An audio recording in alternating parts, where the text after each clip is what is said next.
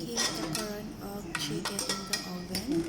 Ang ingredients na to is black pepper, Arabic spices, paprika, and salt with lemon.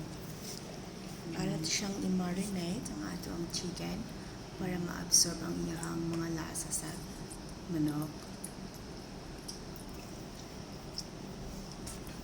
May akong ginabuhat. Tapos, nag-request na lang akong mga amo mag-ani na chicken in the oven kasi i-ano lang nila yan sa kubos. So, ako ang ilang ginapabuot or pinapaano, bahala ko anong lulutuin ko.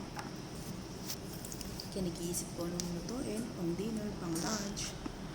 Kasi nagugustuhan naman nila yung mga niluluto kong pagkain. Kasi nasa Emirat pa ako, sanay na ako magluto.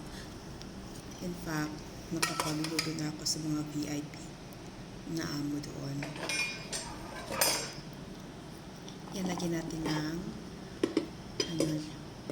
bell pepper at saka white onion. Optional naman yung white onion ko. Mas maganda na rin yung onion na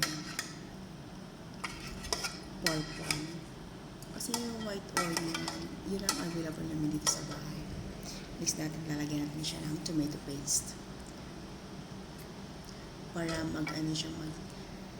lumapot yung ating manok sa oven. Tsaka maya-maya, ilalagay natin yan sa oven na pinapainit natin. At nilalagyan natin ng kung anong gusto niyong gulay, ilalagay niyo dyan. Pwede po.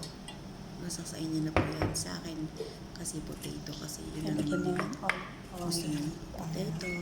Ano mga gulay naman? Pero ito yung nilalagay. Kasi oven natin eh. Kasi 1 and a half hour or 2 hours. Depende sa apoy ng iyong. Halo-halo na lang siya. Tapos maya-maya.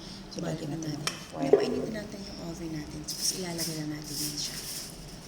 Yan.